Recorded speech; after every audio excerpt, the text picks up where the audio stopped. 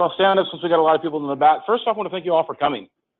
So hopefully everybody is here for the 2018 LIFT Home NOFA training. I know there's a little, or not LIFT, I'm sorry, L-I, see this is what happens. They all start with L. So the LIHTC Home NOFA's training. So welcome. Couple just house rules real quick. What we're going to ask is we got a lot of material to cover. So what we'd like to do is hold all the questions until the end. And hopefully we can get through the materials. We have a lot more time for questions. So if you have a question, write it down and we'll get to all the questions towards the end, and including those that are online. Go ahead and if you have a question, go ahead and type it into your chat window. And then we'll also see it. And then also there should be a way for you to flag us, but we will unmute the phones at one point, but right now everybody will be muted. The other housekeeping tip is for those also that are online, if you have your sound on your PC and you're using your phone, you will need to mute your PC. So in your lower right corner, unless you're using a Macintosh or an Apple, you'll see a little speaker, right click it, and then say mute. And that will mute the speakers on your PC. That way we don't get any feedback through the presentation.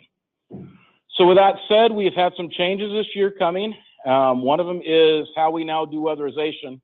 And so with that, I actually want to start with our new program and have our wonderful people from upstairs in this program give it to you. So with that, Dan, go right ahead.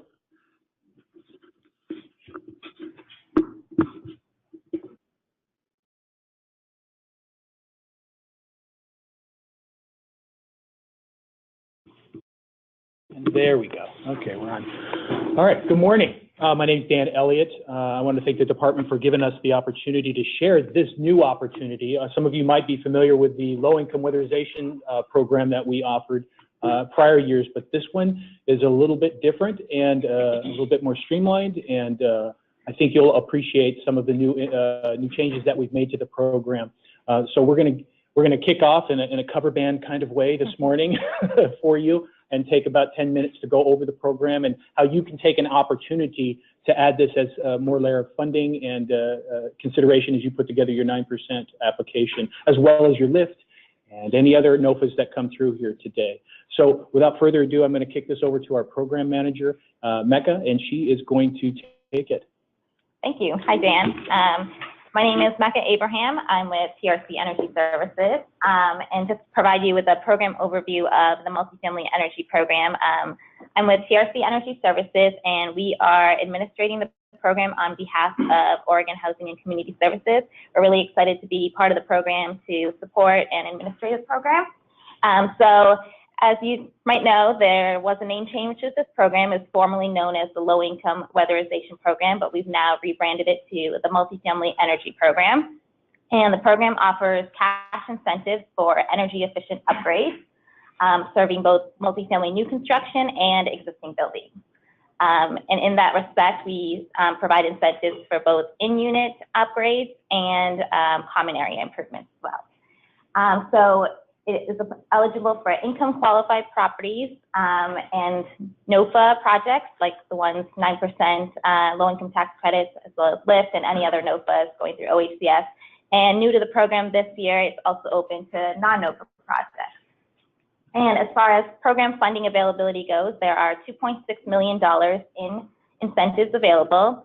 The program is funded by Portland General Electric and Pacific Power. So with that funding, we offer a 50-50 split of those incentives for projects that are served by those two utilities.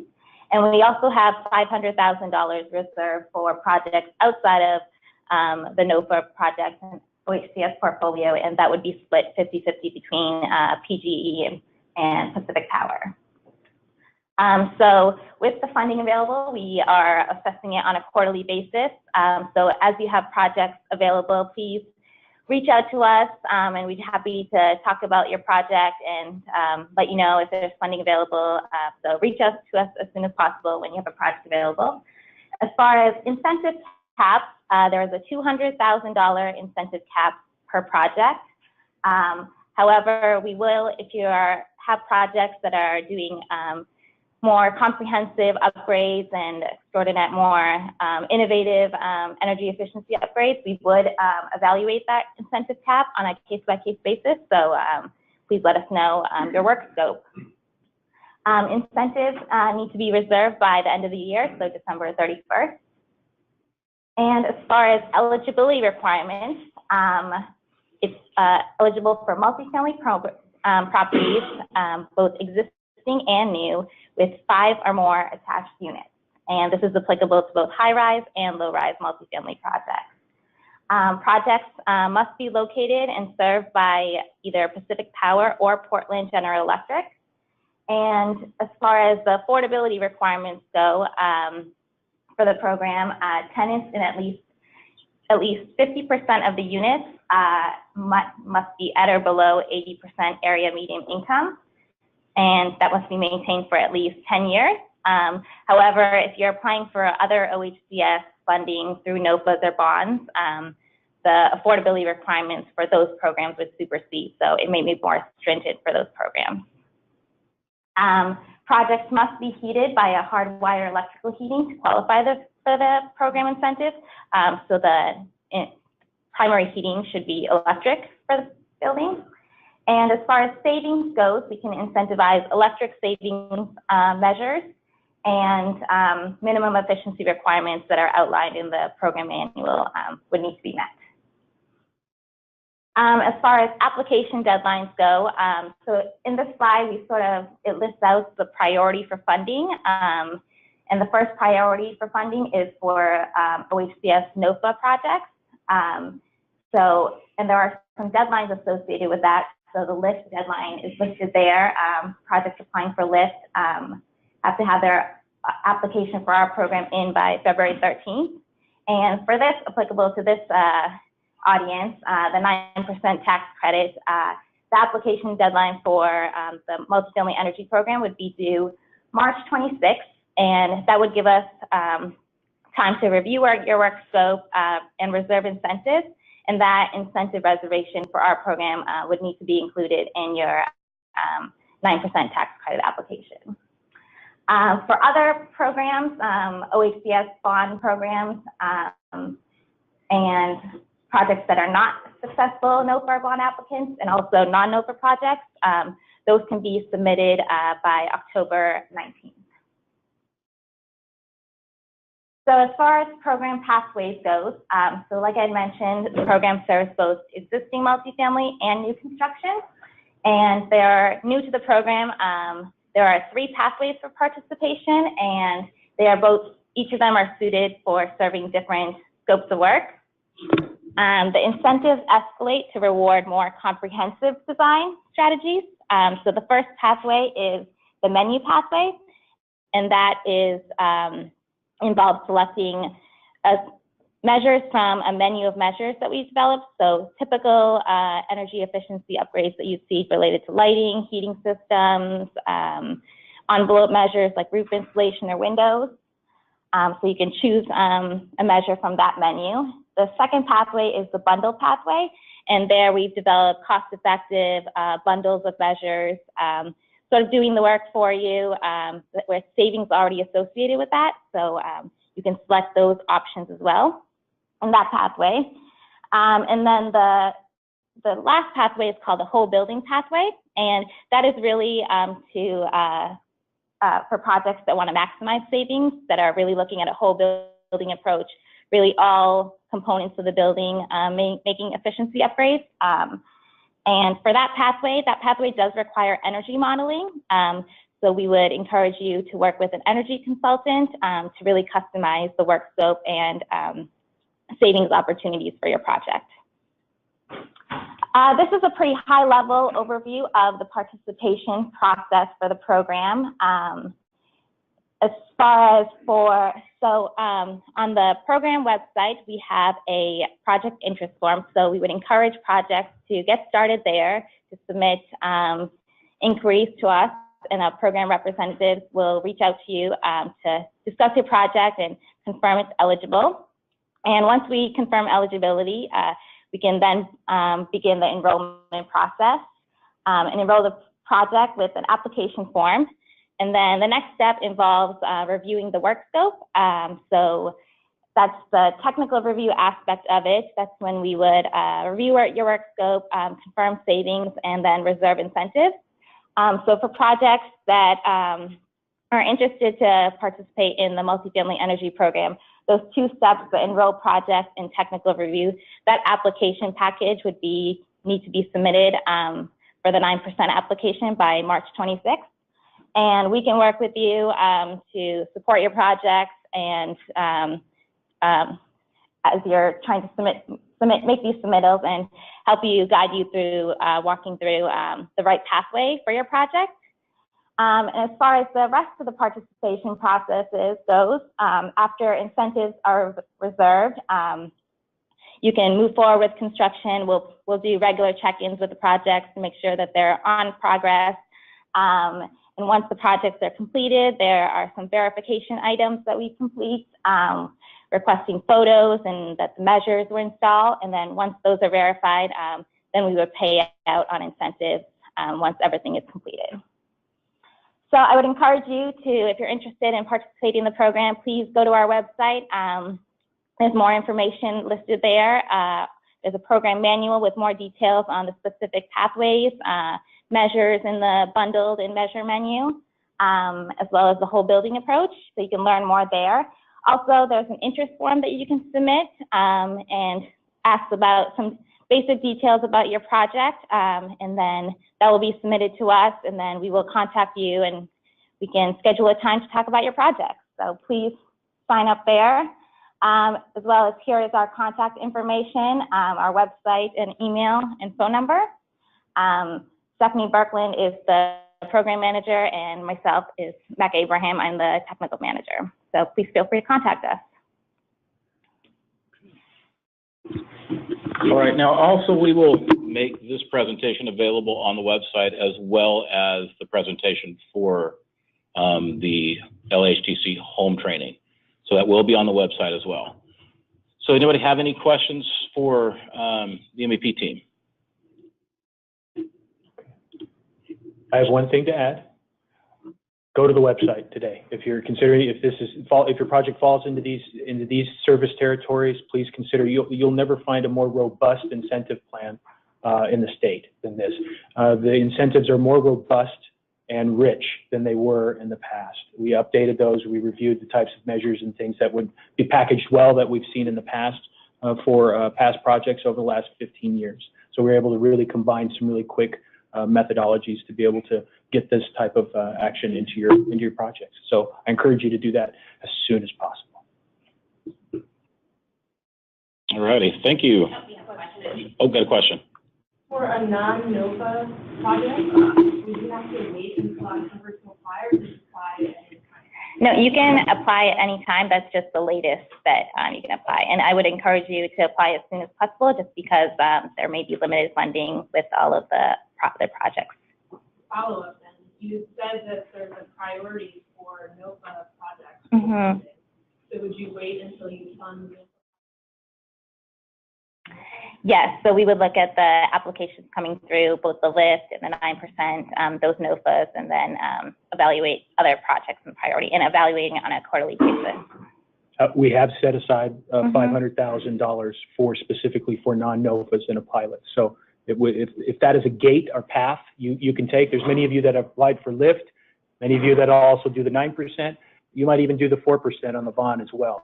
If you hit each of those gate entries, that priority on our list, that just makes you more of a priority on our list as far as how we reserve funding and where the dollars need to be set aside and reserved for us.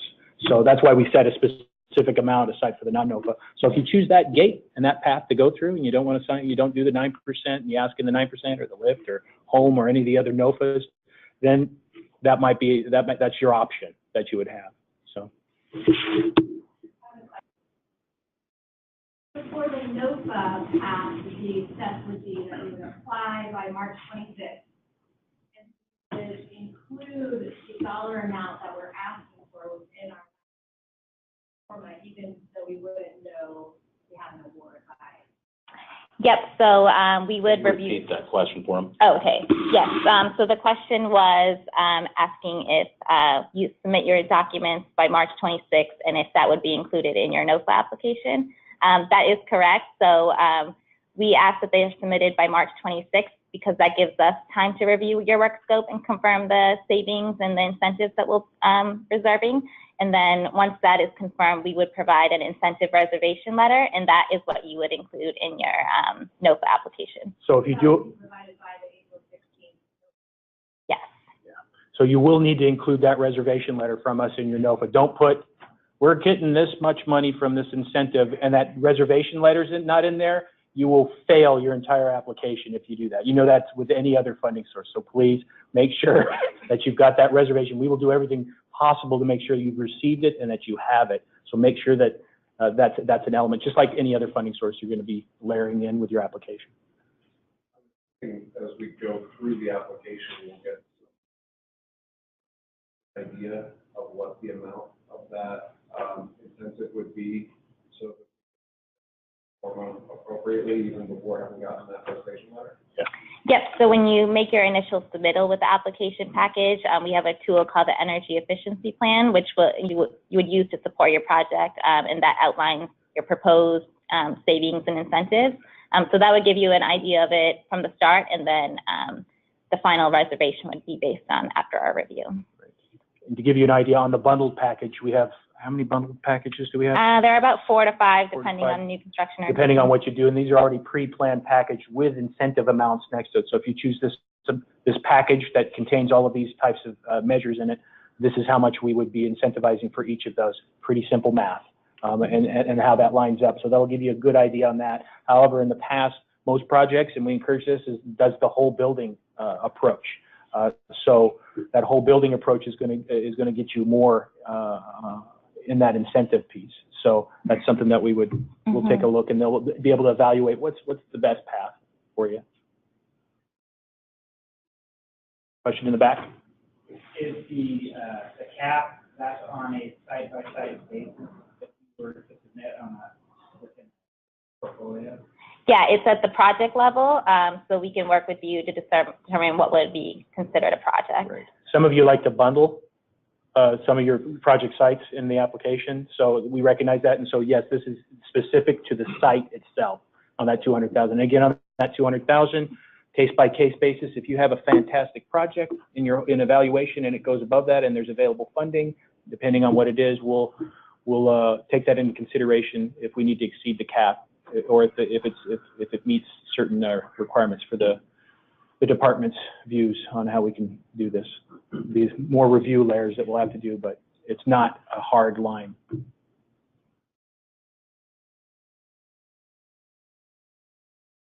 Right.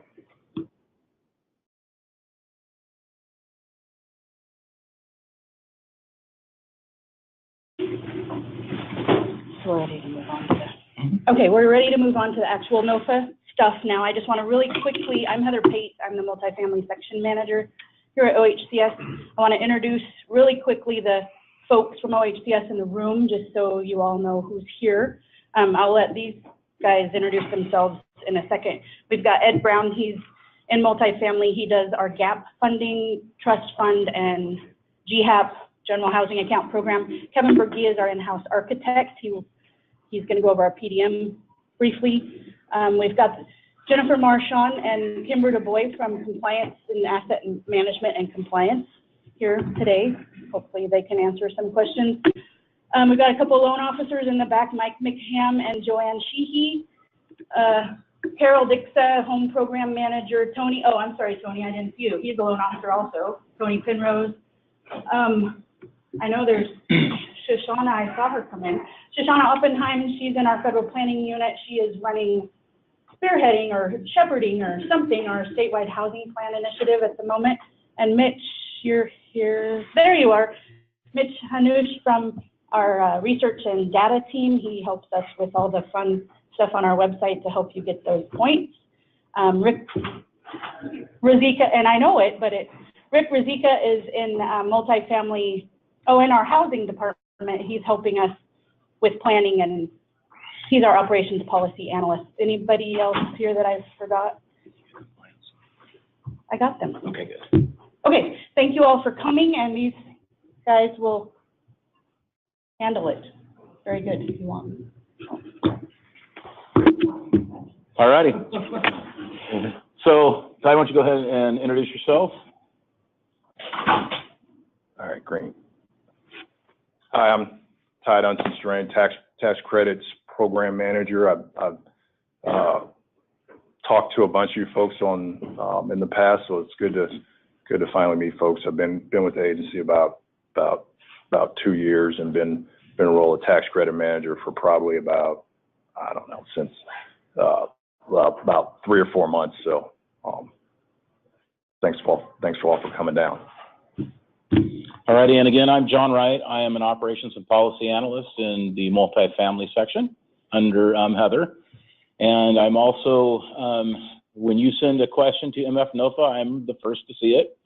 And so they'll go through me, and also been coordinating most of the NOFAs this round. So I appreciate all the patience that everybody has had. Please be patient with your questions. They do get looked at, and you might not get an immediate answer, but it's because I'm trying to find the right answer. I want to make sure you get it right the first time. So, but I want to thank you for that. So with that, let's move on. So what are we going to cover today? Well, we're going to look at a couple of dates. Then we're going to look at the application process itself, the document overview that's within the documents within the application, a little bit about how you submit and some of the submission pieces, a little bit on threshold, so how things will be scored at threshold, some competitive scoring details. Then we'll get a little more specific into some of the specific programs like LIHTC, HOME, HTF, which you will see in this now, which is the National Housing Trust Fund, HUD 811. So those pieces will be in their LIHTC. And then some general reminders, some more dates to remember, and then we'll open things up for questions. So for you that are on the line through the internet, again, put your questions in. If not, I will open up the mics at the end. So that way, if you can't figure out how to get to the chat, then you can at least say that you've got a question, we get an answer. I want to make sure that everybody gets their questions answered today. But at the same time, too, with that said, when you're putting on questions, let's try to be as generic as possible. So not a lot of project-specific questions. Those type of questions leave for MF NOFA, because that way we actually have time to think about them, get the right answers down, and then get them out in our FAQs to everybody. So the release date for these NOFAs was January the 30th. Again, any questions need to come to mfnofa@oregon.gov. You'll notice that we put, please do not call. We've gotten phone calls, emails to our regular email addresses. All of our loan officers, those within the building, have been told that if they get a phone call or an email, that they're to be directed to MF NOFA email address. Again, it's because it is a competitive process. So we need to make sure that everybody gets the question, everybody gets the answer. And it's the easiest way to keep track of all of them and be able to get them all out at the end of the day. Again, we have Ty Dunson-Strain, who is our LIHTC and OAHTC program manager. Carol Dixa doing home and HTF. Angela Yardley is doing HUD 811, but is unable to be with us today. And then again, FAQs will be published at regular intervals. I try to get them out on Thursdays or Fridays each week. If you find there's not an update on a Thursday or Friday, it's probably because there wasn't any questions that week. And then I will be accepting questions until April 2nd at 4 p.m. After April 2nd, it does not give enough time to be able to get them answered and get them out to everybody. So that deadline will stay pretty solid April 2nd. The NOFA itself closes on April the 16th at 4 p.m. So it has to literally be here at our front office by 4 p.m. on April 16th, whether you bring it in or you mail it in. We will not consider a postmark. It has to be physically in hand by 4 p.m. Any application that comes in after that will be considered non-responsive and will fail administrative tests. The administrative review will happen between April 16th and April 20th. Then the threshold review, April 23rd to the 27th. And then our financial and competitive scoring, May 5th through June 8th. And then we're currently targeting the August 3rd Housing Stability Council to present projects that will be moving forward, that we'll be recommending. Again, these dates aren't hard dates. They are always subject to shifting, but at least give you at least a brief timeline on what we're looking at. Except the close date, that doesn't shift. Well, except the close date. That does not shift, yes. The close date does stay the same. So this round, we have two NOFAs that we're putting out. It's the 9% LIHTC NOFA and then the home NOFA. Under the LIHTC, you must be requesting 9%, not 4s. It has to be 9s. There is other funding available. See the NOFA for that. And only apply for the funding that's listed in the NOFA. If you apply for, let's say you apply for help and it's not in the NOFA, and when it comes across, that will actually cause the application to fail at threshold for requesting funds that are not being offered. So only request the funds that the NOFA specifically states are available through these NOFAs. And the 9% is offered on a regional competitive basis. Home NOFA, again, you must be requesting OHCS home funds.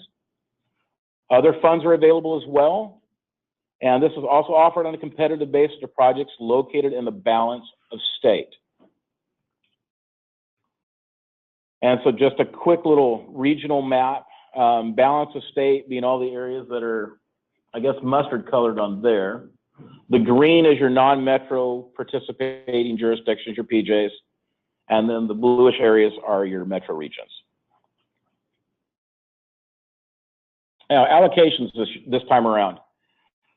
LIHTC NOFA is going to allocate the following funds in the metro and non-metro participating jurisdictions and balance of state regions. $10 million in LIHTC tax credits, of which 35% of those will be included in a set-aside. In the metro region, there'll be 4.6 million, of which 1.6 million is set aside for preservation and public housing undergoing preservation transactions. In non-metro participating jurisdictions, there'll be 1.7 million, of which 595,000 is going to be set aside for preservation and public housing undergoing preservation transactions. And then in the balance of state, be $3.7 million, of which 1,295,000 will be set aside for preservation and public housing undergoing preservation transactions. The LIHTC NOFA will also allocate $2.5 million in home funds, $4 million in GAP funds. Now, GAP funds meaning GHAP, which is General Housing Account Program, as well as HDGP. So we just combine them both because the programs are so similar. We just put them there, we'll call it GAP, but you can be getting funds from both of those sides. And then 10 million OHTCs, and then 3,528,908 in HTF, which is the National Housing Trust Fund. Under the home NOFA allocations, they'll be allocated as followed: 2.5 million in home funds, 1.5 in GAP funding, again, GAP and HDGP, 10 million OHTCs, and 2 million in HTF. So the funding request limits. Organizations may request more than 10% of the allocated 9% LIHTC credits. However, if more than 10% is requested, the project must also submit a 4% LIHTC pro forma. So when you are looking at your project and you're developing it, if you find that you are requesting more than 10% of the 9% allocation, you must submit a 4% pro forma. That is actually a threshold item. So if we find that it is 10% or more and we don't see a 4% pro forma, then the application will fail. No sponsor may receive more than 20% of the allocated 9% credits in any 1 year. In 2017, 10% of the total 9% credits annual allocation amount is determined to be $996,705. 20% was determined to be $1,993,410. In this round, a minimum of $500,000 in home. If you're going to request home, you must request at least $500,000. If you're going to be requesting HTF, you must request at least $500,000. There'll be a maximum of $400,000 in gap funding if you're utilizing Metro or non-Metro PJ region home funds. A maximum of $200,000 can be requested in gap funding in the balance of state when used with state home. And then a maximum of $400,000 in gap funding in balance of state when not used with state home funds. And then a maximum of $1.8 million in OHTCs can be requested. Now the documents. Some of the things that you will need to make sure that you read and understand is the General Policy and Guidance Manual, or GPGM. It establishes our guidelines that apply to all of our projects, regardless of where the funding comes from. All of our projects fall under the GPGM. With the tax credits, you've got the Qualified Allocation Plan, or QAP. That will establish those guidelines for the LIHTC program. We have program manuals that you need to be familiar with: Home, HTF, OAHTC, GHAP. These will have them the federal regulations and our own guidelines that apply to the projects for each of those funds that you're going to be requesting. Please make sure that you look at them, because the programmatic review will be based off of what is in those manuals, what's on our policies. So you want to make sure that you know those. For the NOFA documents with LIHTC and Home, they're going to establish the processes, threshold, competitive scoring elements. So that's the NOFA, that's the instructions, even the instructions in the documents themselves. All of those play together to make sure you have everything you need to submit a successful application. NOFA instructions. All I'm going to say about those, read them. I get a lot of projects that come in that don't read them, and I've had to fail a few. Please make sure you read the instructions. And then the PDM, the Project Development Manual, which is fairly new. So that establishes our guidelines for LIHTC, most of our programs when it comes to our architectural standards, the things that we require in application, what we require in development. Those things will be in the PDM. The NOFA process itself is a consolidated process. Department, we're going to be offering funding for obviously multifamily affordable housing projects in a consolidated process called the Notice of Funding Availability. But it actually stands for Notice of Funding Availability. Simultaneous applications. Each NOFA is comprised of several sources of program funds. So what we've done is we've given you one application. Be a couple that we will be offering, like HUD 811, which will actually have its own application in it, and we will get to that. That will need to be submitted with this application. And then complete packaging. Important to note, the applicant must complete all of the application. Threshold, competitive scoring materials, as well as the supplemental materials for each program that you're requesting. So what are you going to be submitting? The application is separated into basically 9 parts. Part 1 is going to be the application data submission itself. That'll be, and we'll get more into what's in those. Part 2, your project information and applicant information, who you are, what's the project. Your threshold. This will be the stuff that we use to score your threshold with. Competitive scoring submission, your questionnaire, your pro forma, your supporting documentation. Those will be used for competitive scoring. And then the supplemental program materials, your home materials, HTF, LIHTC, OHTCs. Part 1 is your NOFA cover sheet, your application and charge transmittal, authorization acceptance signature form, your board of directors resolution if it's required. There again, look at the instructions. Every one of these documents in the application has a piece in the instructions. So make sure you go through each as you're looking at them to make sure that you're filling them out right and you're submitting the right pieces. You'll have your organizational documents that you need to attach. And then the application submission checklist, my favorite piece of the entire application. That shows me where everything is. Please follow the instructions on numbering your application. I use this religiously to find things, and if I can't find things, it makes it difficult to score. Under part 2, the applicant project information.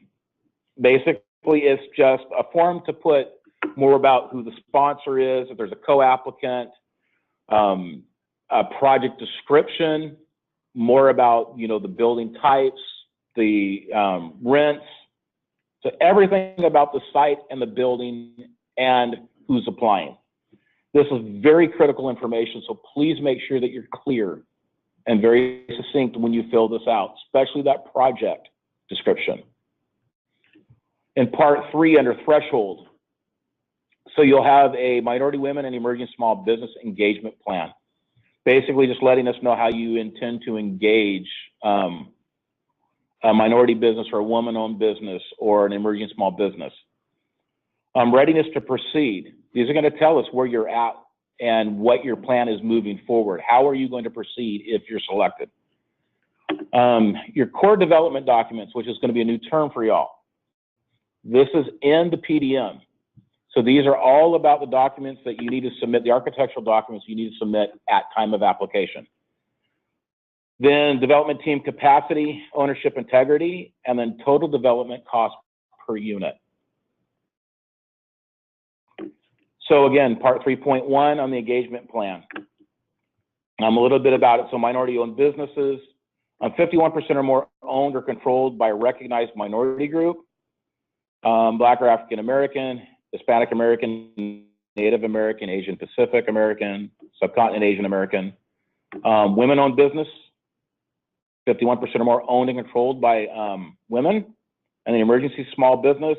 It was easier just to give you the link to go out, and it's actually a good resource going out to Business Oregon, and they got a lot of great definitions for all of these, which also, they also include the service disabled veterans owned firms as well. Also, this does not change any home program reporting requirements. So if you are applying for home with your LIHTCs, understand that fact. It does not change any of the home program reporting requirements. 3.1 submission is used for both threshold and competitive scoring. So that is the one piece of threshold that will actually be also used in competitive scoring. The focus is going to be on engagement and qualified contractors and outreach. And then you need to include your plans and experience conducting outreach and engaging MWESB businesses. Readiness to proceed is your zoning and site control. This is one I can't stress enough. Very first page is your zoning certificate. That is a certificate that you need to bring to the city or the county, where whoever does your zoning, to have them fill that out. And that is the only form that will be accepted, is the one that is in the application. So please make sure that you use that. I've already gotten a couple questions on where that is. So it's the very first page of section 3.2. If you have any federal project resources that you're planning on using, you'll put it here. Your development schedule. And then project site visit and the checklist. So project site visits should have already been scheduled. We sent out an FAQ November the 3rd that gave deadlines for scheduling your site visits. And for this one, particular one, it was January the 2nd. So if you did not request a site visit and you plan on applying, understand that because the site visit was not scheduled by January the 2nd, that the project will not be accepted and will fail at administrative review. So you should have already have scheduled that. And again, if you need it, if you go back to our announcements page, you will see it, that it was on November the 3rd when the FAQ went out and the technical advisory went out that said when these deadlines were. If you did, you'll need to make sure that your checklist is submitted in this position within the application. And with that, I'm going to actually have Kevin come up and talk to you a little bit about the project development manual and the core development documents.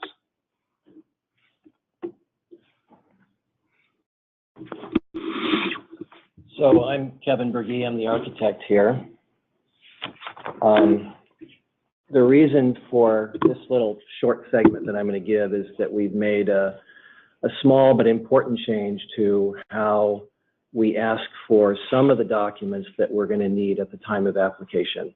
Typically, in the past, everything was in the NOFA itself as far as the application requirements. This round, we have defined a set of documents we're calling core development documents, and a definition for that is given in the PDM, so you can go find a pretty detailed definition of what that means. But typically, it's documents that are related to planning, design, construction, due diligence, those things that are directly connected with the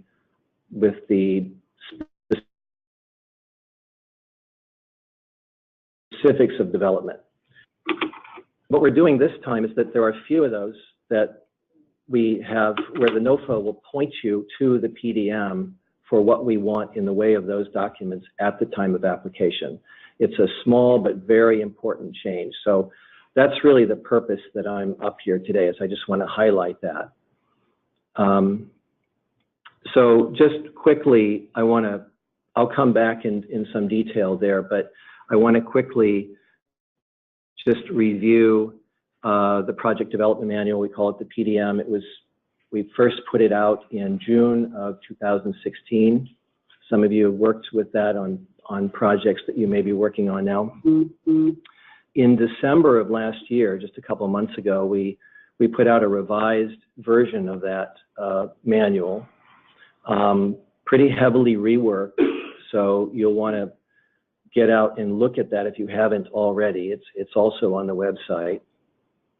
And that will be the manual, of course, that you'll be referring to and using for projects that you're coming in with under this NOFA.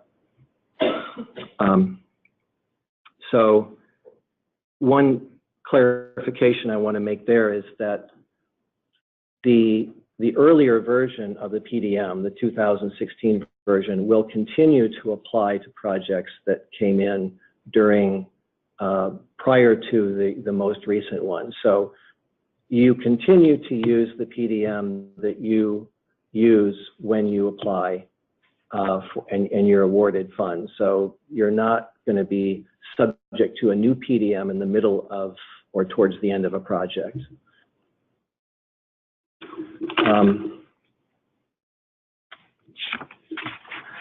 So let's see.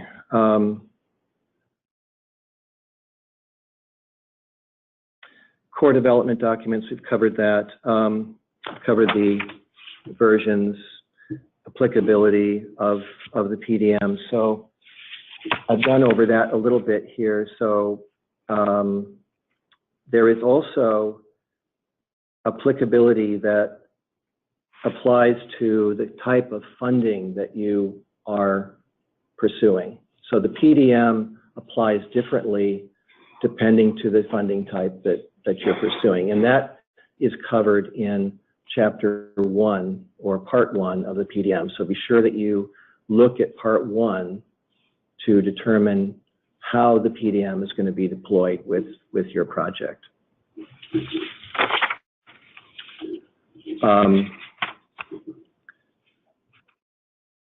So now to some specifics about the application. This is the important part. So some of these application requirements that were included were previously in the NOFA itself.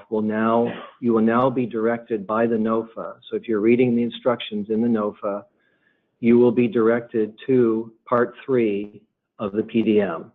And Part 3 applies specifically to the application. And in it, there are some documents you're going to be required to submit with your application. I'm not going to go over exactly what those documents are, but there is a checklist as part of Part 3 that defines those documents. You'll need to check off, it's really for your benefit, that checklist, so you can check off each one of these things. You'll attach the checklist as a cover to those documents, and you will submit those with the other documents with your application. And the instructions are right on the checklist. So go to the PDM, go to Part 3, review those instructions, and that'll tell you what we need in the way of core development documents with your application. If you have any questions about that, you can contact me directly. And I have some business cards here, so if you're, I'll leave those out in a prominent location so you can pick up a business card if you need one today. And I think that about covers it for that, so thank you. And again, we can, afterwards, got questions for Kevin, I'll ask those, but there again, it's project specific, you want to make sure you want to address those directly with Kevin through email so he can track them. And then, so we moved on to Part 3.4. So that was Part 3.3 of the application, was the CDDs. Part 3.4 is your development team capacity. This is all about your capacity to be able to make this project go. Who's on your team? How do you plan on doing it? What kind of experience do you have?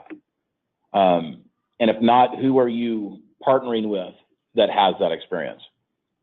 And then, of course, your real estate holdings. It identifies all the real estate holdings of the sponsor or the sponsors with their current balances, values, and net incomes. Part 5 is ownership integrity. It's a simple questionnaire. I think it's like 5 questions, true or false. Make sure that you check one or the other, and then please make sure that you sign it. I've had a lot of them come in unsigned. So please make sure that you sign it.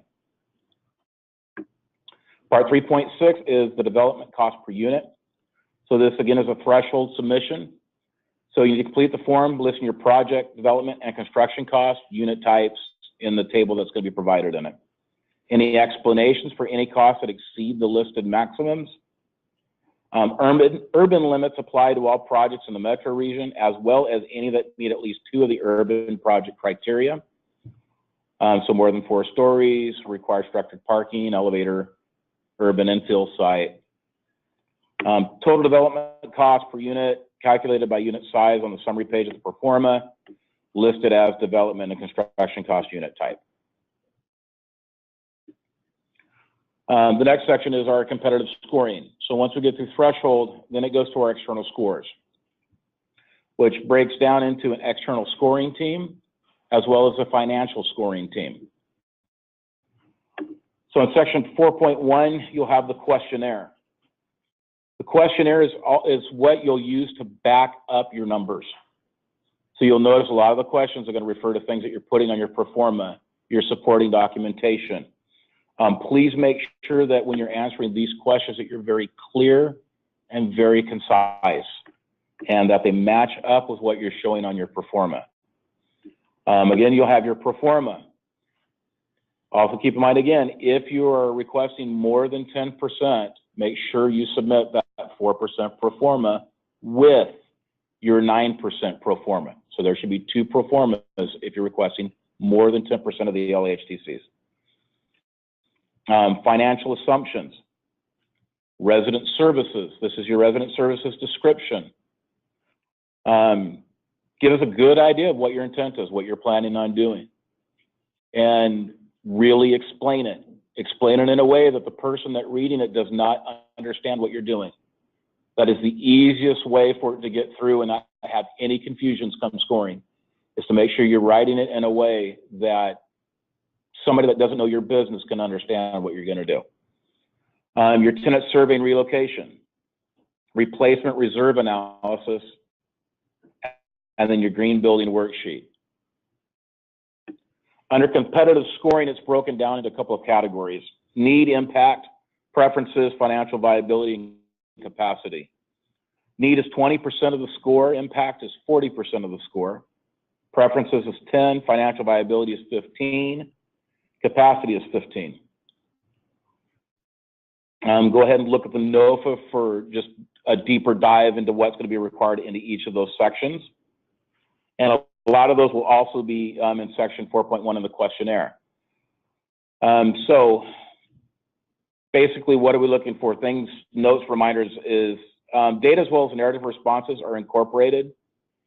Remember your audience, format, organize your thoughts. These are just like some tips. Review committee is not responsible for reviewing the entirety of your project application and the attachments, so provide any and all information you would like them to know in your questionnaire responses. That's why I said before and stressed that questionnaire. That is a big key part of the scoring and what scores see. Formatting in Excel, add paragraph breaks within a cell by typing Alt-Enter. There's some traditional formatting tips using bold, underline, italics, additional spaces. When you print out your pro forma, please make sure that everything can be seen. So if you have to submit it on 11 by 17, I will take 11 by 17. If you can do it on 8.5 by 14, that's great. But please make sure when you print it out that all the cells can be seen. Because sometimes that's all the score has is the hard copy. Questionnaire submitted, hard copy printed out, include electronic copy of the Excel document. Home NOFA, LIHTC NOFA, you'll submit one original, 2 copies, 1 electronic. Please make sure that in your electronic, any attachments that you have on your hard copies is also in the electronics. That's one of the biggest holes that I find is in the electronic copy, it's not complete. I get documents with no answers and no supporting documentation. Please make sure whatever you print out is what gets in that electronic format, whether it's a flash drive, CD. And the section also includes your scoring criteria. These are the data-driven elements, like I said before. It gives you guidance. So please read. I cannot stress that enough. Please read everything. It'll really set you up for a successful application if you do. If you find that a box is not big enough, that's okay. Expand the box. Use what you need. I would rather have a full description than a half description that doesn't make sense. So please use what you need to. If it stretches onto another page, it stretches onto another page. Under target populations, that's 5 points. It's matrix assigning higher points for projects that serve households with children and or special need populations. Severity of need is a maximum of 9 points. Target populations is you got to get 5 points, 3 points, 2 points, 1. Severity of need, you can get up to 9 points, even though technically there's a potential of 15. In this case, so we're only going to be allowed up to 9 points in this category. And look at the NOFA for the criteria and what needs to be met there. Equitable served geography, same thing, up to 6 points. Need distribution, affordable housing inventory, underserved geography calculations, greater gap in actual versus theoretical and more points, and each community will be able to use the better of their city or county rating. So I want to read that one again. Each community will be able to use the better of their city or county rating. Also under impact, there's two versions of the impact scoring.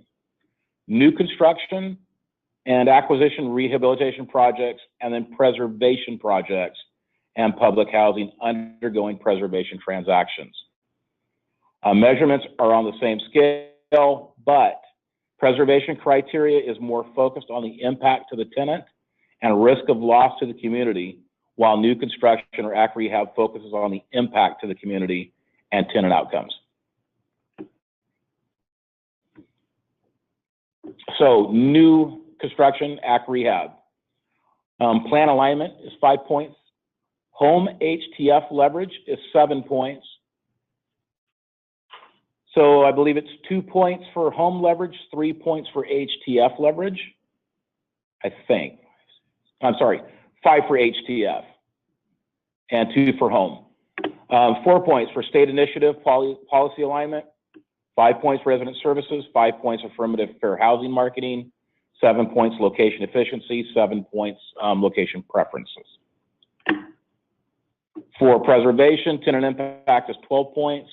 Risk of loss is 6. Prudence of investment is 5. Plan alignment is 2 points. Home HTS leverage is 7 points. They're again the same thing. Resident services 2 points. Affirmative fair housing marketing 2 points. And then 2 points each for efficiency and preferences.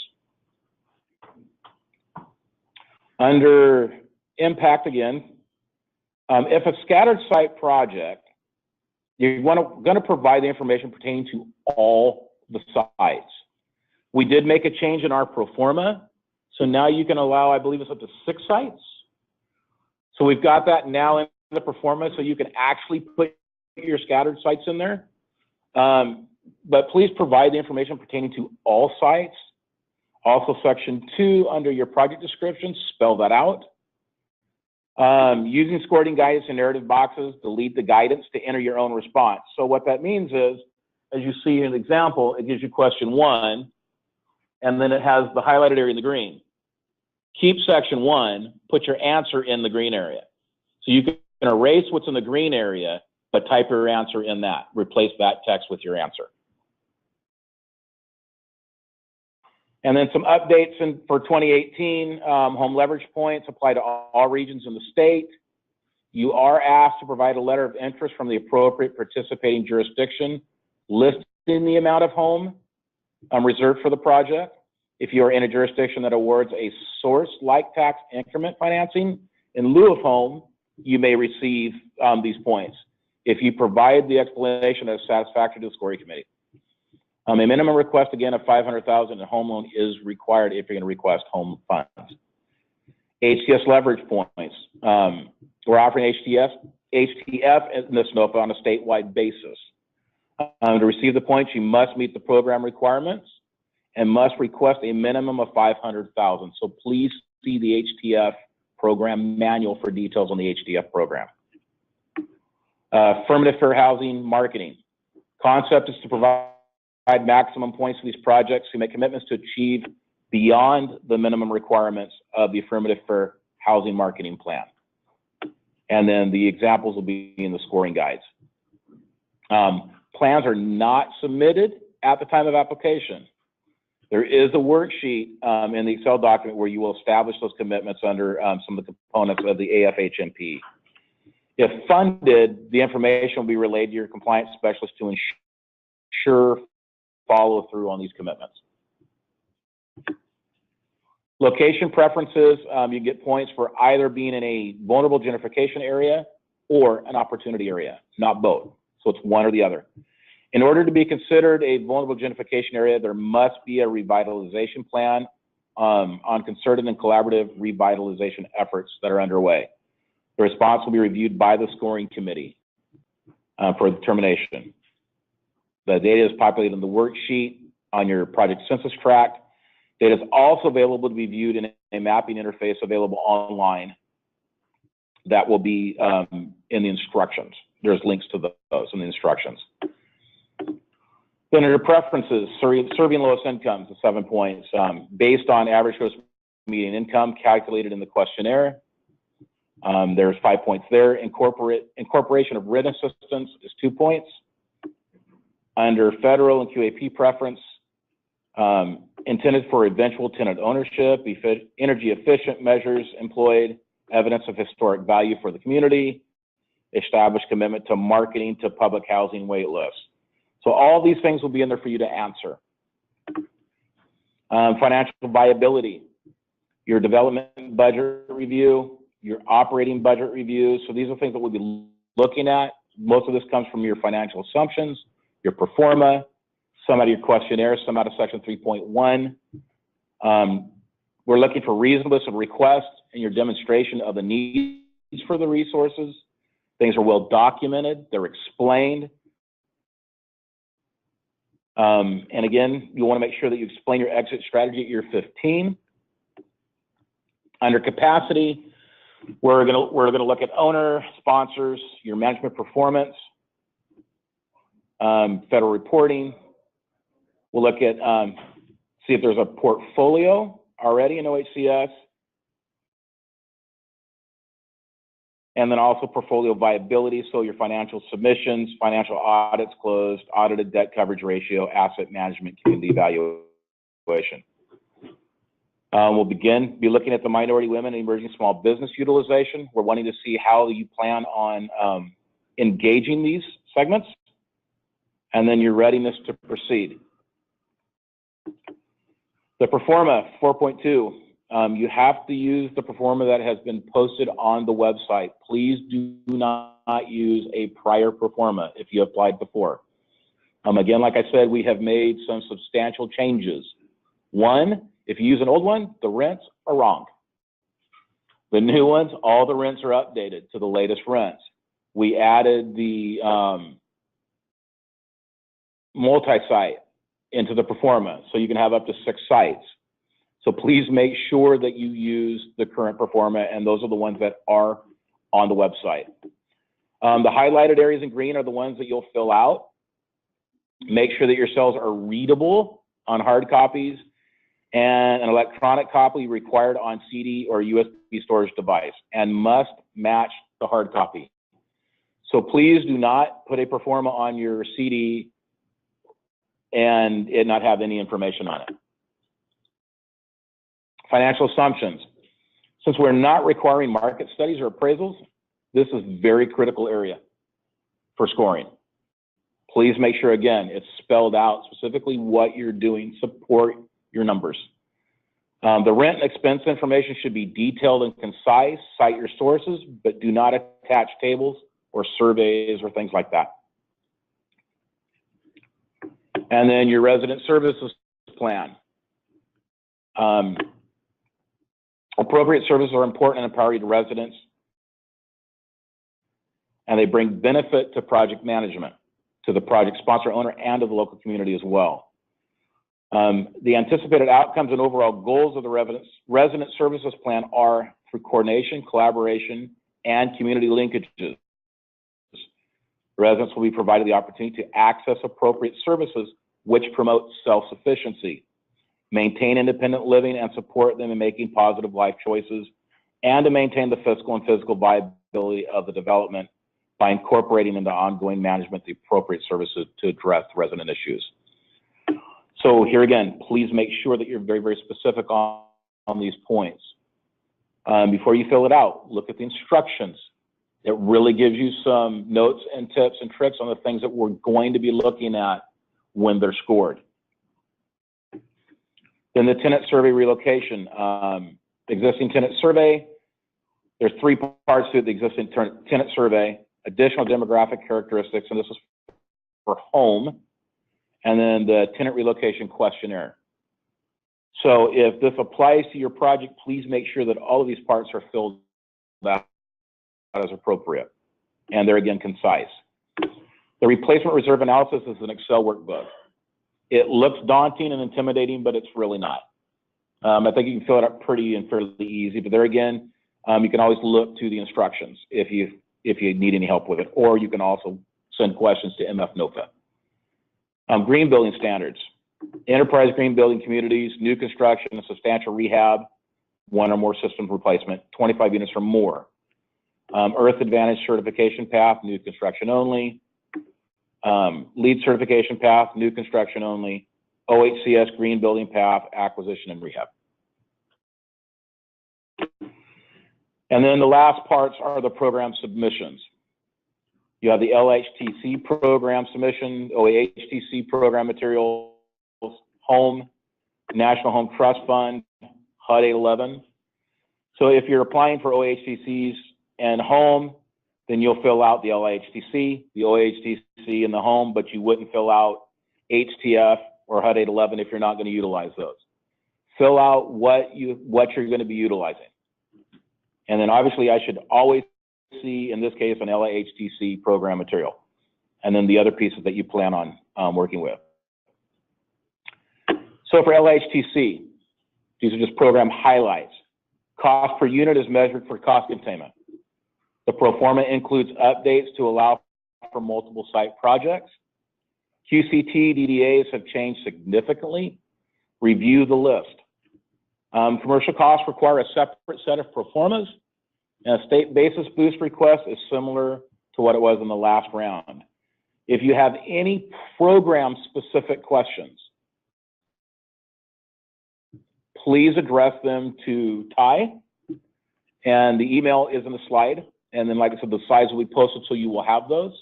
So program-specific questions, please contact Ty. Same for OHTC, you would contact Ty. A maximum of 1.8 million OHTCs per project can be requested in each funding round. The permanent loan can be higher, or, I hate this word. How do you say this? Bifurcated. Bifurcated, thank you. It is not a word a Southern boy likes to say. We'll just put it that way. But only the first 1.8 million will get the interest rate reduction. Commercial costs cannot be included in the OHTC loan. The OHTC declaration will include a table as Exhibit B that shows the expected rents before and after the application of OHTC pass-through. Again, contact Ty directly for any programmatic questions. Under home, I actually got some notes for this one for me. So under the home program, OHCS will conduct a NEPA assessment for every home and HTF funded project. No choice limiting actions. Once you submit an application for funding, do not take any action on the site. Any action that's going to tie you to that specific site is a choice limited action. Don't take it.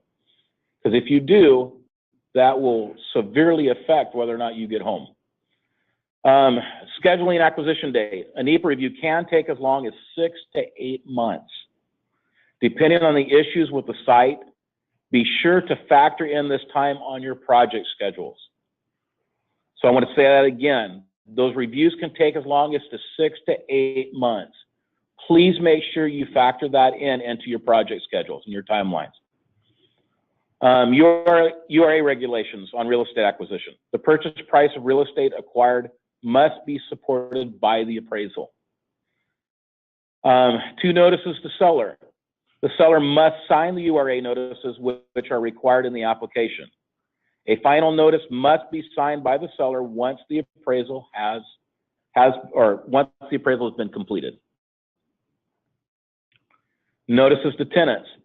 Every tenant must receive a general information notice, and each notice signed by the tenant must be submitted with the application.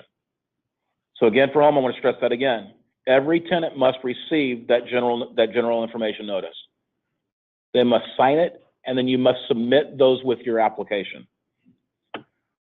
And then the home maximum subsidy limits. Those are in the home manual. Please see the manual for those limits. They're also in the NOFA and in Section 7 of the home program forms. Again, if you have any program-specific questions, contact Carol Dixa. And if you have any questions for home or HTF, those go to Carol, and then here is her email address. HTF, the National Housing Trust Fund, is a formula grant program to be administered, which we will administer here at OHCS, which is intended to increase and preserve the supply of decent, safe, sanitary, and affordable housing. Primarily, I bumped it too far. Primarily rental housing for extremely low-income households. HTF is offered statewide and will be awarded as a grant. Currently, rent and income restrictions for HTF units are 30% of area median income. Rents and incomes by county are on the OHCS website. And then maximum per unit subsidy limits are detailed in the HTF program manual. So again, any programmatic questions on HTF, please send an email to Carol. And by the way, any of these questions that are programmatic that come to any of the program managers, if they are something that is not project specific and would benefit the whole, they will also go out on the FAQ, in one of the FAQs. HUD 811 program highlights. OHCS was awarded $2,335,000 by HUD to provide project-based rental assistance through Oregon for 75 units. We've partnered with DHS and OHA to serve the following target populations under this program. Individuals and households within which a member had a severe and persistent mental illness, or an SPMI, intellectual disability, an ID, or developmental disability, and have a household income equal to or less than 30% of AMI, is between the ages of 18 and 61 at the time of move-in, is Medicaid eligible, is eligible for community-based long-term services, is homeless or at risk of homelessness or leaving a hospital or licensed residential facilities. Since the owner application was announced in October 2016, we've approved 4 projects for a total of 10 units. If you have any questions at all about HUD 811, please contact Angela directly through email, which is also on the slide. Again, unfortunately, Angela is not here to answer questions. So please, any questions you have for HUD 811, please make sure that you contact Angela. And then just general reminders. Follow the order of the application submittal checklist completely and accurately. Make sure to provide all requested material in the order indicated on the checklist.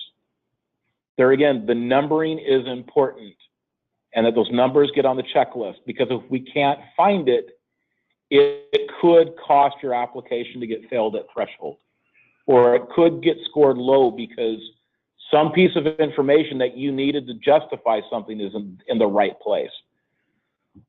Use divider tabs to identify each part. Number every page of the application. When answering narrative questions, please do not remove the question. These get printed out in hard copy to our external scorers. They like having the questions with the answer that you're giving.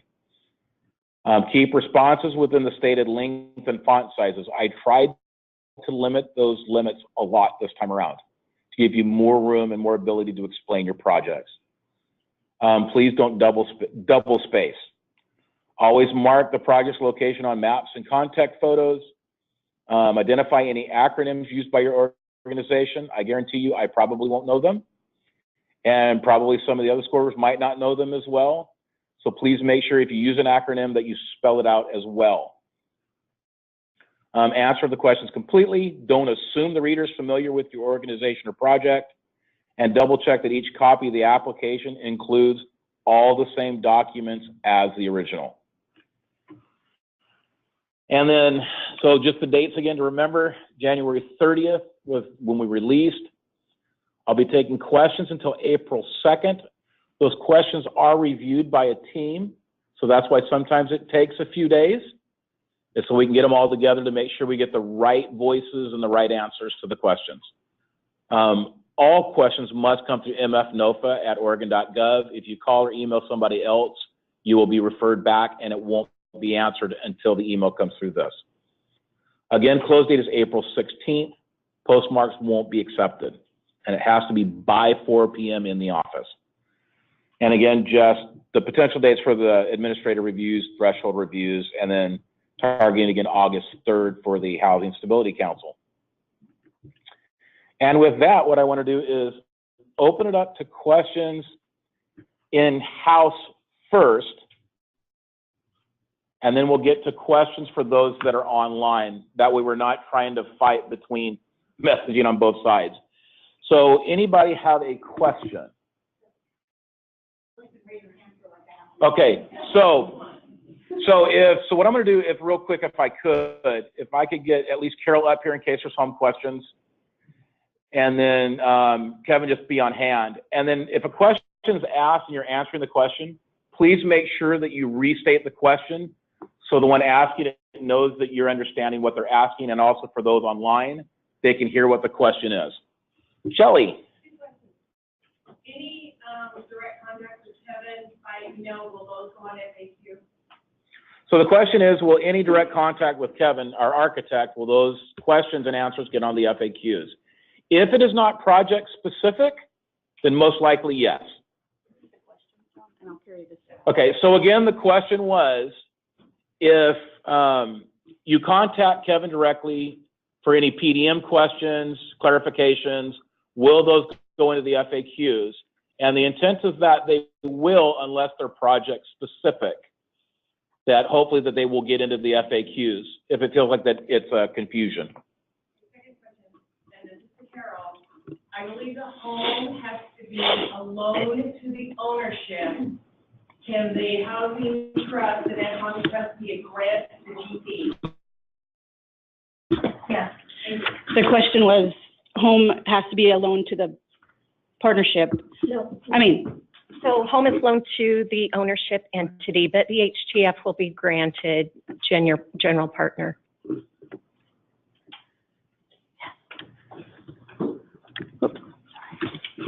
Okay, I'm short, so sitting here I can't, so I see the hand on the back. So for part 3, under the CDD checklist, if you're unable to supply all of the CDD documents, are you going to fail threshold, or is it an all or nothing thing, or is there a menu of items? Well, the short answer to that is that you're going to fail threshold, because to my knowledge, there isn't anything there that should be a problem. But that said, if you think there is a problem, let me know and we'll talk about it. I mean, is that a satisfactory answer? Sure. Okay. You know, and one thing I can say, and I've said this before, like if you can't get a context photo, I don't care if you give me a drawing on a napkin, just something that kind of shows what you're trying to do. It doesn't have to be a physical picture. It can be a drawing that will work for context photos. But Kevin's got it all laid out. And if we need to make some exceptions, we can make exceptions in some of the and cases. that kind of question will probably get issued as an FAQ. So everybody would be in the loop on that. I know you had your hand up before, but my questions are for Carol, also follow up to how the home loan may be treated. When looking at structuring the debt service ratio, I saw online in the manual that it says that it's interest only and payable at year 60. Can the loan be set up so that it's payable before year 60? And if so, can it be included in the minimum maximum debt service coverage ratio? In other words, can it be above the line versus below the line? It depends on what interest rate you end up with. So with the home loans, depending on how many units you have at 50% and depending on the financial feasibility of the project, we'll look at that. Most of the home loans we do are, straight interest annually. So yes, you can put that above the line if you want to. A lot of home loans that we do are zero interest, so it wouldn't be a factor. As far as the term, we can do a shorter term, but your affordability still is at 60 because that's what the department requires. So you can do a shorter loan term, but you can't do a shorter affordability period. So if you do a shorter loan term, let's just, for example, say you did a 20-year loan term, that could be included within the debt service ratio. Let's say we're targeting not to exceed 120, seems to be the department policy.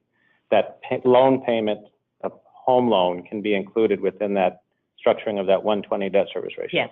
Okay. Yep. And then one other question regarding the housing trust fund. You said that it can be a grant to the GP. Can that grant then be loaned by the GP to the limited partnership? Yes. And it talks about serving AMIs at 30% or HTF units. Correct. How do you determine how many HTF units do you have in a project? It's a similar process to home, so it kind of depends on the size of the project and the other resources in the project. So we'll factor it the same way that we do home. For $500,000, the minimum ask for HTF. In a regular tax credit size project, you're going to end up somewhere probably between 4 and maybe 10 HTF units.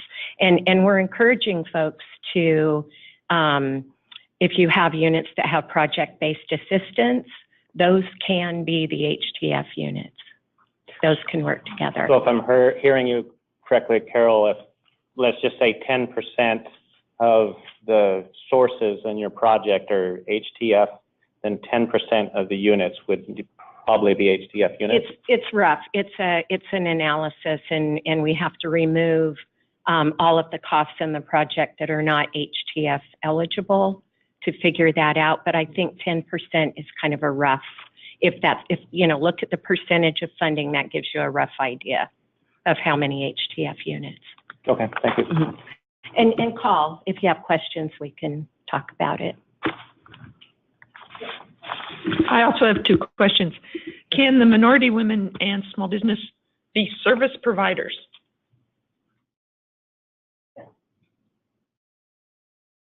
Yes, they can be. Okay. You're just going to answer it. Okay, we're going with it. On the plan alignment, it says 500 words maximum. If we have 3 sites, can I do 1,500 words? Yeah, you're fine.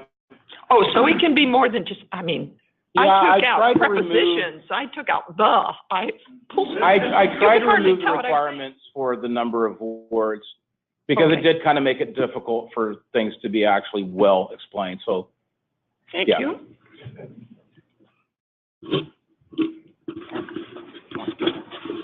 I also have 2 questions.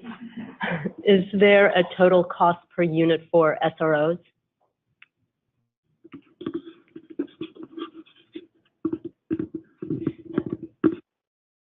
If it's green, you can talk. If it's green, make sure it's close. what the SRO's calculations are based on, the 1 bedroom? Studio. Yeah, 75% for studios.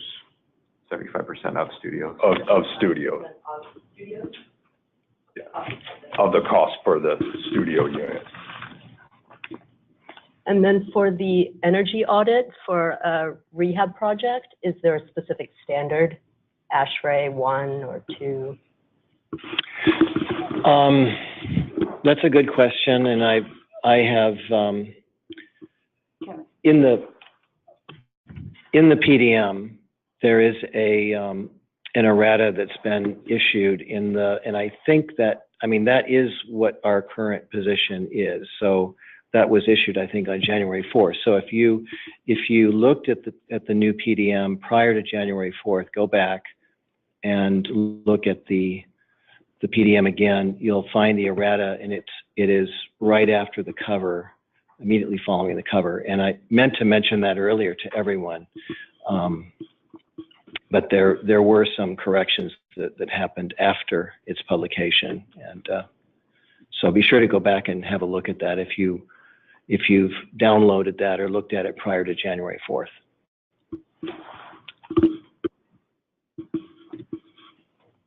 You have questions? Do we all get 2 questions? Sure. For the minority women emerging small business, for the competitive scoring, I'm wondering how that is evaluated. And then the second question I had for you is for gentrification, is that based only on the census tract, or is there an ability to define more specific to a particular project's location and needs, how it is susceptible to or is in the process of being gentrified? So for the first one, minority women emerging small business, it's asking you to explain how you're attempting to access those folks that would participate via that. So you'll be reviewed in your description of what you've done to kind of get out there. If you've talked with Business Oregon, or you downloaded the list, or if you're, so it's kind of, you just need to explain, we're just kind of getting our feet into this because it is a governor's initiative that we're heading, that everybody's making sure we're hitting these initiatives. So just really explain what you're doing, because we know that there's places around the state where we have some tough choices to make about that. So it's really your narrative, what you're doing, explain it well. So is there, I mean, I'm trying to figure, so competitively scored portion of it, what are the instructions that the reviewers are going to have that we should, you know, how do we speak to that? The instructions are, 1 point or 3 points or, you know, whatever. and that's very subjective because it's a group of probably 8 folks that are going to be reading these across different backgrounds. It's a good question. They're going to be, their instructions are going to be read it, and then they each score it themselves, and then they come together as a group and kind of do a round table about all the projects, and that's how the scores get determined. That's a pretty subjective question, so just explain your outreach, explain what you're doing to outreach.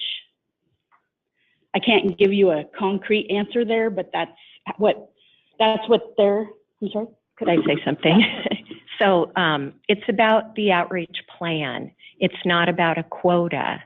It's not about the end of the day. For home projects, you report that at the end of the day, but only for home-funded projects.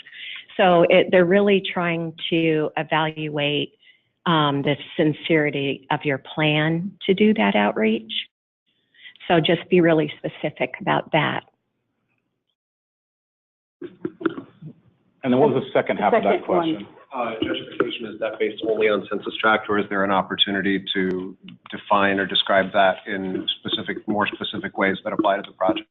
It's not just the QCT, that's part of it. There's 4 different categories. Either one of them, if it is or not. Got it.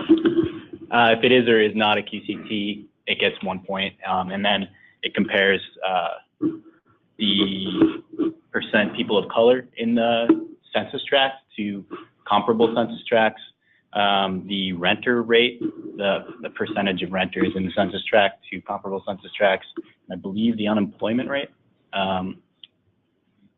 Yeah, same with opportunity areas. It's not just one measure. There's 4 different, it's a conglomeration of a few different measures.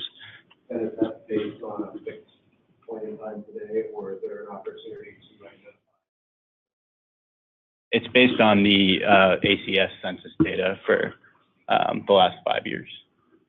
That was collected before. So it's the 2012 to 2016 ACS, I believe, that we collected that from.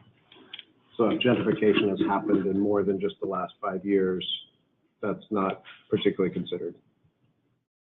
If gentrification has happened before that, we'd imagine that would show up in the data anyways. It would probably have already happened, right? Right, but if it happened, like if it's happened prior to 5 years, so if gentrification primarily happened more than 5 years ago, it sounds like that's not necessarily with the data that OHCS is looking at. No, we're looking at areas that are vulnerable to gentrification, I guess. So if the area has already been gentrified, it would probably get less points on the vulnerable to gentrification scale.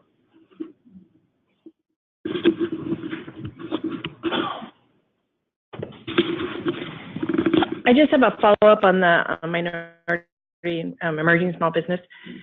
Because this is new this year, I think one year when you did something new, everybody got the maximum points. I'm wondering if you could consider grading this, but giving people a maximum point and then giving them the graded score and telling them where they could have improved, so that then the second year you're a little bit more competitive and we know what you're looking for.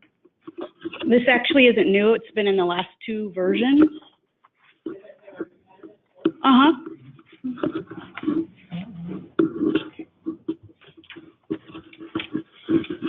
Can the minority women and small business people be nonprofits? Certified by the state. So if the organization is on the list with Business Oregon that they've applied and become certified, then they count. Okay. Answer to that is probably no. As I'm looking at the resident services plan, it's done in little boxes. And when I try to insert things in those boxes, if there's a page break, you can't see or print anything. These boxes are really troublesome, especially with a project that has at least 3 properties. So, and I can't take the boxes out. So what do I do? I'll take a look at that when I get back up to the desk later and see what I can do and maybe put out a cleaner version, or maybe if nothing else, I can at least make a fillable PDF type of form, which is a whole lot easier to fill out. And I appreciate comments like this because over this next year, I want to address a lot of the forms issues and create a lot more stable platform of forms that people can use. No matter what you do, it auto corrects itself and moves through. So I'll take a look at that this afternoon and see about getting a cleaner or better version of it where you can at least add to it.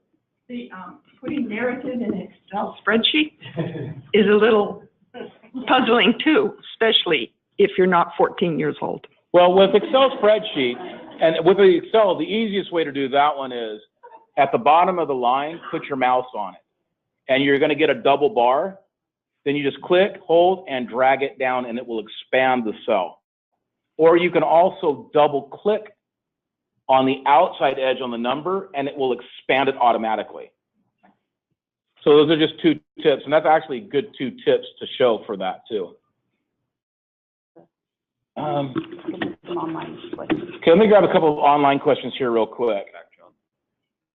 Oh. Yeah, let's go and grab that one real quick, and then we'll get to online. Go ahead. I have a question for Carol and a question for Kevin. The question for Carol, if we are leveraging local jurisdiction home funds, are we required, is it just the letter of reservation that's required, or is it also the documentation of all the GIN notices, the environmental review, and all of those additional requirements that are for the... Just the reservation letter, just to show that your project's being considered for a home award? For home award, but we're not going to do they'll do their own homework.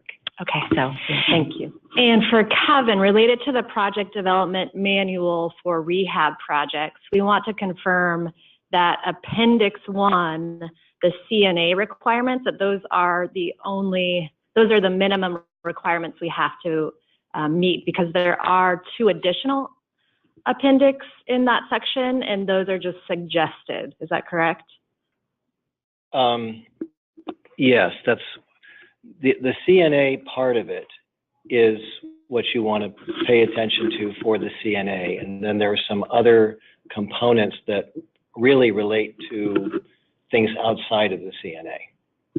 So when you're putting your CNA together, address only those items that are part of the CNA part of that appendix. Is that clear? Yes, and if we have project level questions, we can direct those to you on the other appendix. Yep. Okay, thank you.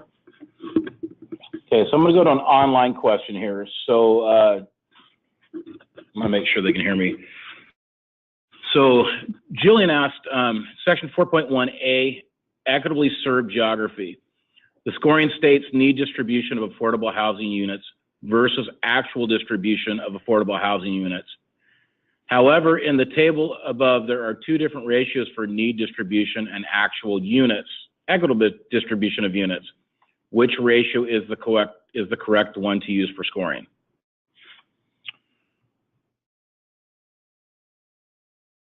Let me see if I can get to that.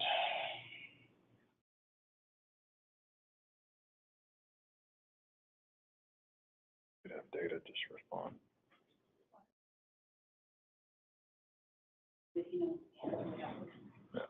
Yeah, because it's an Excel one. Yeah, it's an Excel. Which actually, with this open, I can kill 2 birds with 1 stone. So this is under need, right?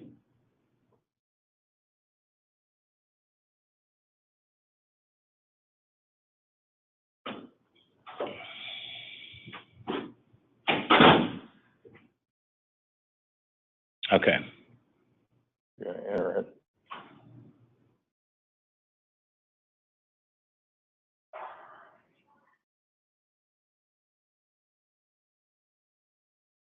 Why don't we answer that one? Yeah, I think I'll have to answer that one offline. It's a little bit more detailed. So Juliana, I'll get that one answered out also into an FAQ as well.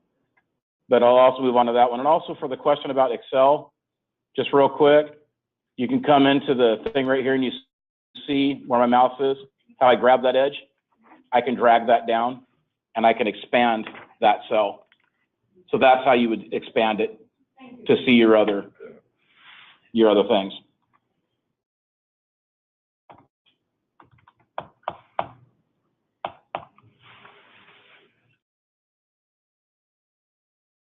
That's the first online question? Yeah, that was the first online.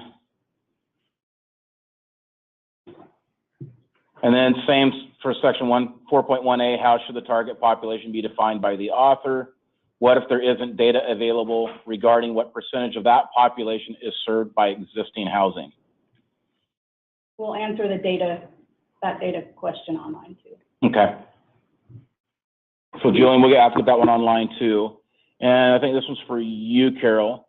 If applying for HTF funds, should the proforma assume HTF is awarded?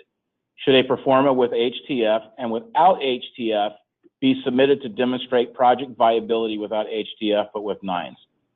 No, I would just, if you're applying for HTF, I would include it as a source and submit it that way. I would not do a proforma without it. You know, I would just include everything that you're requesting. Yeah, and I second that remark, please. It's better to have it exactly how you want it than have it multiple ways, because then we have to try to figure out which way you're trying to apply. Let's see, the next online question, can the MEP and the HTF be provided in the form of a low interest or cash flow loan when there is a for-profit general partner? In regard to HTF, yes, absolutely. It's a grant, it's an incentive. So they're asking Yeah. if it's a for-profit, are we willing to loan it so that they don't have a tax consequence? I'd have to check with Dan on that. Okay, so we'll get back to them. Okay, so the second part of that question on whether or not MEP can do that, we will get back with you and make that into an FAQ as well. Because that one's going to take a little more research under that one. And then Ross asks, under the PDM, it appears a third-party cost estimate is required. Typically, sponsors work directly with a contractor and architect early on to develop cost estimates and value engineering based on design and program. If a third-party cost estimate is different from the contractor's estimate, which should be used in the proforma? And what if they are considerably different? It's a good question, and it's one I'd like to think about and get back to in an FAQ process. Good question. Okay. So Ross, that one we will get the answer for you, and also we'll follow up with an FAQ. Also, for those that have asked your questions online, also please send your email address to MF NOFA. Let us know what the question that you asked, and then we can also get back to you directly. If you can send it to mfnofa@oregon.gov. And then Ross also asked, will the 811 subsidy also allow the project to score points for inclusion of rental subsidy? That is a question. Well, I guess it would be your decision, but if they're going to qualify for 811, then they would get Rental subsidy. Yeah. Do you want to? I would think so. You may want to answer that in an FAQ. Okay. I think it's a really good question. That is actually great question. And we will, we're going to do some more research into that and then get back to you on that, Ross. But we're also going to do it as an FAQ so everybody gets to know that, because it's an absolutely great question.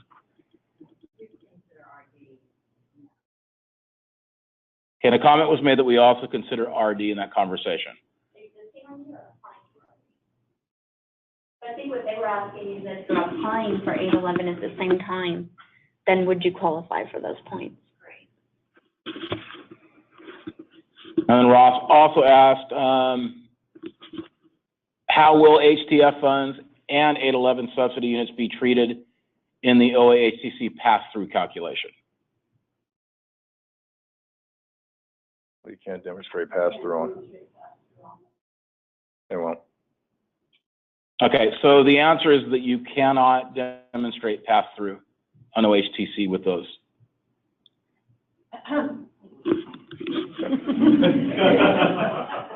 So on an 811 unit that had project-based subsidy, you would not be able to, but if you had an HTF unit that was actually 30% without subsidy, then you would be able to. Okay, thank you for that clarification. So we'll post that. We'll post that in the FAQ. Okay, that one will also get posted in the FAQ.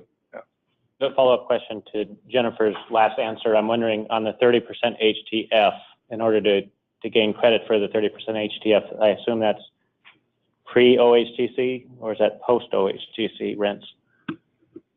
That would be however you wrote your OHTC. So if you started at your 60% rent and then decided to lower it down, then you could actually get that pass-through. But if you started at the 30%, then you wouldn't be able to. That's however they write them on.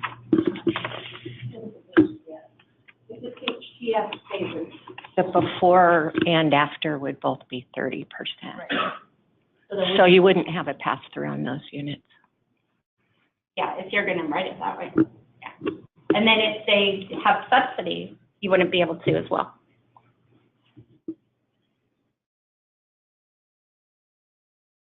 Okay, then Rosie asks, can cost to provide resident services be paid for out of operations? Yes. Yes. Yes. Okay, so the answer to that one is yes. Okay. Yes. Okay, the answer to that one is yes. So what I'm going to do real quick is I'm going to chance this. And for those of you that might not have been able to find the chat, I'm going to unmute all the phones. So if you have the ability to use the chat, please use the chat. But if not, and you can't do it, then please go ahead and ask your question. Real quick on that last operating, can you pay for resident services out of operating? The answer is yes, but if you have an RD project, you all know the answer to that. That would be no. So, you know, we don't supersede RD's regulations.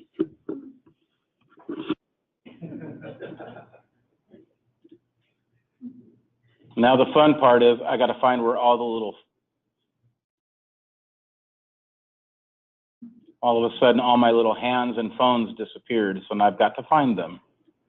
There we go.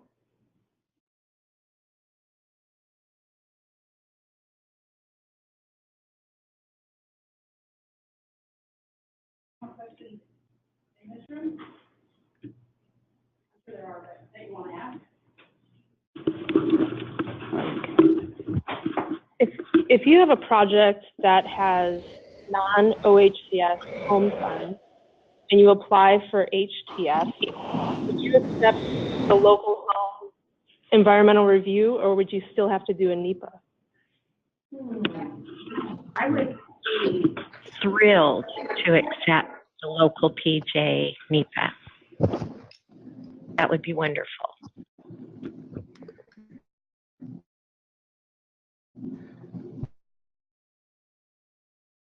As a question that's not able to submit it through the chat.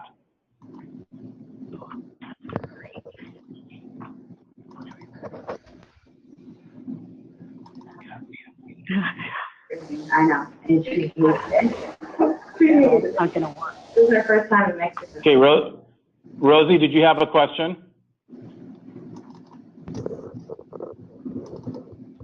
Okay, I'm gonna guess not, so I'm not hearing anything. So I've just now remuted everybody. And one last chance for questions in-house. There are two places where you answer resident services, the big boxed thing, which is I think a Word document. And then there's the part that's in the sort of like plan alignment part of that. There will be some duplication in those. True. We want duplication. We want duplication. So they go to different scoring teams that score at the same time. So the questionnaire goes to the outside scoring team that's comprised of folks that don't work at OHCS, and the other is reviewed in-house by our asset management compliance team. And so we want your full answer in both places. Well, answering the exact question that's asked. My full answer on this little box thing is 19 pages long. Do you want that much? It's 3 properties. Kimber from AMC says yes. Put it all in, just please make sure you number your pages. That's all I care. Is that We you do number want your pages. concise, like makes, you know, I know, I get it. It's tough to, The more information we can get to get a better picture of what you're proposing, the better, because a lot of times our problem is that we don't get enough information. And so your intent may be there, but it's not described. So if you are over describing, that's fine. I'm a big believer in cut and paste. To that point, there are page limits specified in the NOFA. So for those of us who stick to the page limits, are we going to get penalized if someone doubles the page limit and provides more information and gets a better score? Okay, so I must have missed a couple of page limits. Ignore the page limits. we'll put that in an FAQ.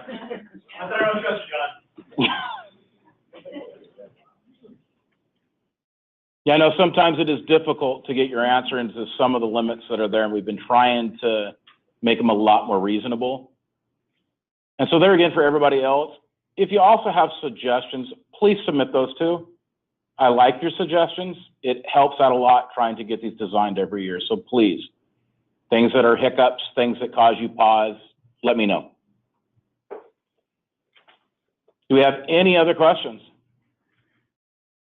Then I'm going to give you back 10 minutes. Thank you, everybody, for coming. Appreciate it.